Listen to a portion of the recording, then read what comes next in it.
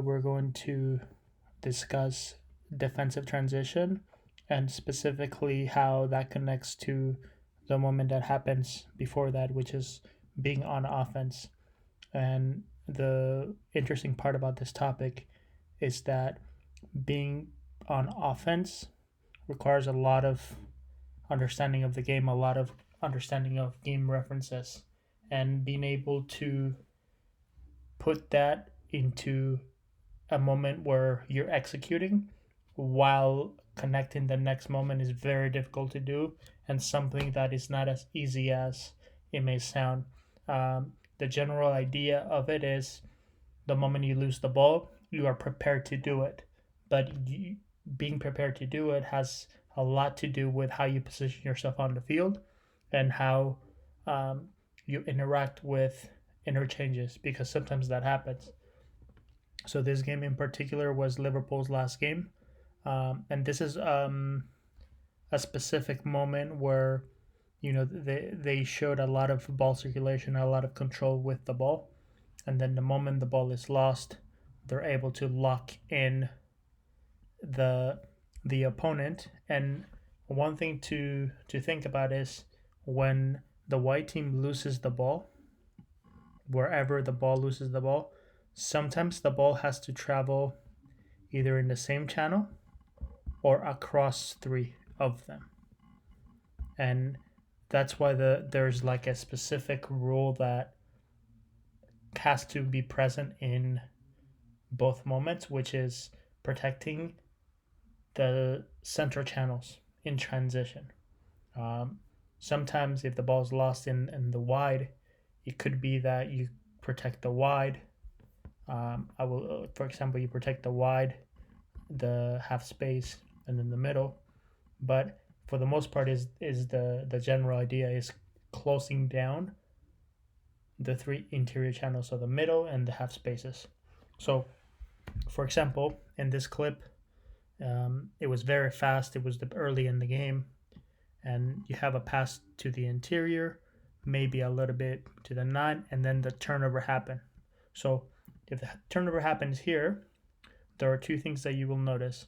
Number one is being able to lock in the player that is your immediate reference. For example, in this side of the field, this could be an immediate reference, while this could be an immediate reference. This one is here, the right in front of him. This one here.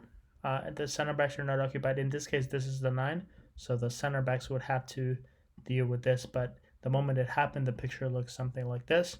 At the same time, this is his immediate reference, as well as the outside back. Now, two things that are important: the reference of the man and the reference of the space. What is more important at that moment? Okay, the first one is space. The second one is the man, and another one is the ball, because you cannot forget about the ball, because if it happens here, maybe the 9 could back press, or the 9 could put pressure on the ball, or somebody else could put pressure on the ball. And the way this play happened was the ball was on the left side, and then the ball's played across. In this same moment, okay, Mane came from the outside inside to control this space and be able to maybe move a defender, okay? But those things don't happen, and the ball ends up here. Now, right before this pass is made, center player pulls the 9 even closer to the middle, which also allows passing options to the center backs. Why this is important? Because at the same time, you cannot expect this player to make this pass, or even this pass, or maybe a back pass, but you have to be able to always find an option where you can go towards the pressure to open somebody else, right? Like a center back or the next moment, okay?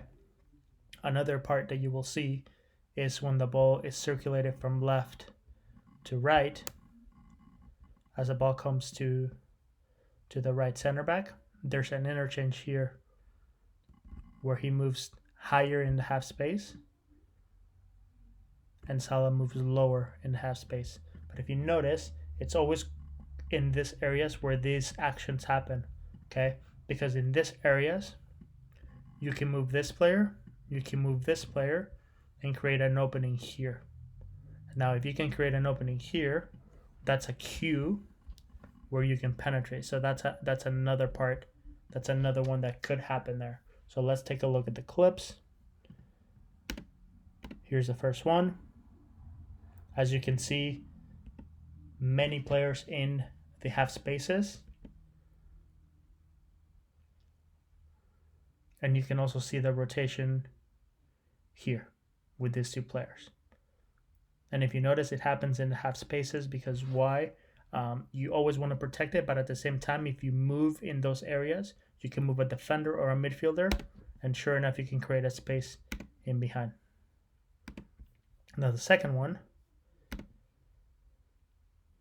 is the one we discussed earlier, where we have a lot of players on the ball. Ooh, I think I forgot to lock these frames.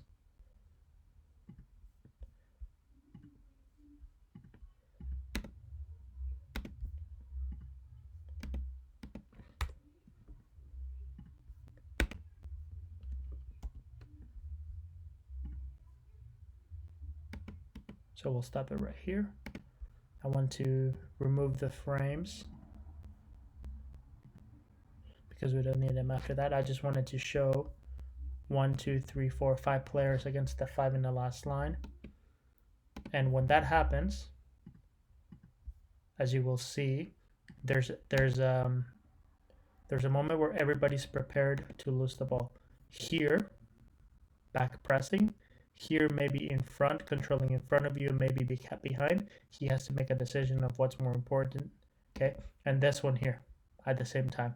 So everybody was already positioned in a way where the ball has to travel across 3 channels, but those 3 channels are already protected, and the ball's won. So again, the moment the turnover happens, the ball has to travel across 3 channels, but the offensive positioning not only allows you to get the ball in behind, wherever that may be at that moment, whatever that decision is, but you're able to lock in vertically and horizontally and win the ball near the area where it was turnover. Sometimes it might be across the next channel, might be across the next 2, but that's the idea, to be able to lock them in here in this whole big space instead of defending all the way in your own half. So this is a little bit about the center defensive transition. Part B, very important concept, very difficult to execute. There are many other parts that go with it, but one of the hardest ones is being able to be prepared for the next moment while you're in offense. Thanks, guys.